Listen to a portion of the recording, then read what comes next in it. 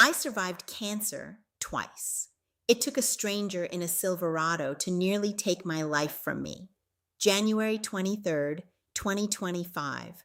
I was finally living again. The surgeries were behind me, the treatments were behind me. I had come back stronger than I had ever been in my life. Then a woman came out of the far left lane, crossed the highway, and slammed into me. She totaled my car. Then she kept driving. She exited the highway with my bumper still attached to her truck and pulled into a parking lot a quarter mile away, trying to pry it off. I did everything right.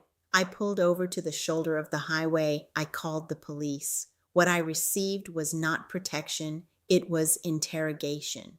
The officer's questions did not soften until he learned I held a doctorate. Let that land for a moment, because a lot of us know exactly what that feels like. Then it got worse. The officer went to her first. He took my bumper off her truck and let her go on her way. The woman who hit me and drove off was sent on her way, while I stood there with a totaled car and a body that would never be the same. Now, here is the part I need you to hear. That accident stole more from me than cancer ever did.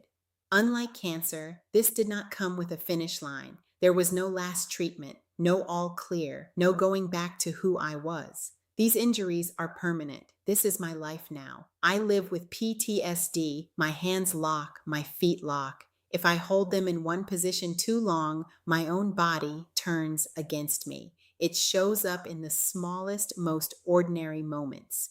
Brushing my teeth, prepping a meal in my own kitchen. My hand seize in the middle of things I have done without a thought my entire life. I can no longer wear a heel over an inch or two because it locks my feet. Even the shoes I put on each day are decided by this accident now. In 2019, I sat down at the piano again after years away. It came back to me, and I fell in love with it all over. Those keys became a joy I had promised myself.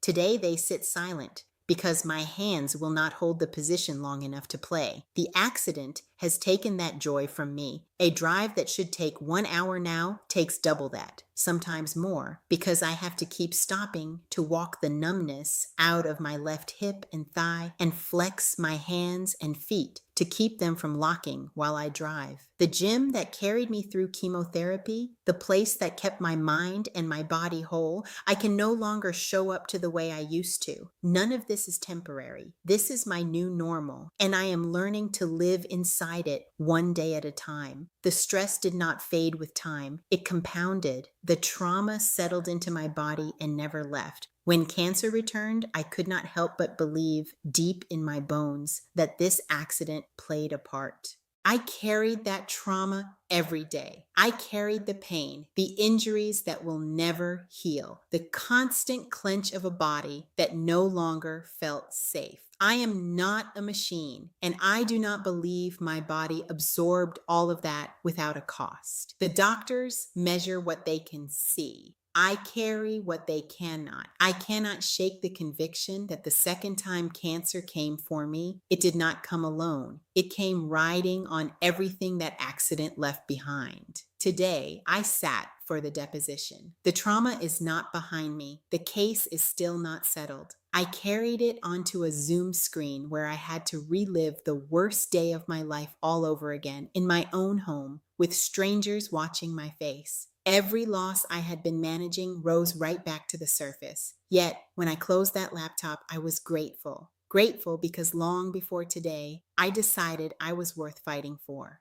Mental health treatment, physical therapy, massage therapy, a dental prosthetic for a jaw that clenches around the clock hard enough to crack a crown right out of my mouth. I did not wait until I was broken to decide I mattered. Let me ask you something. You are the accomplished one. You are the strong one. You are the person everyone else leans on. Tell me the truth. When was the last time you were a priority in your own life?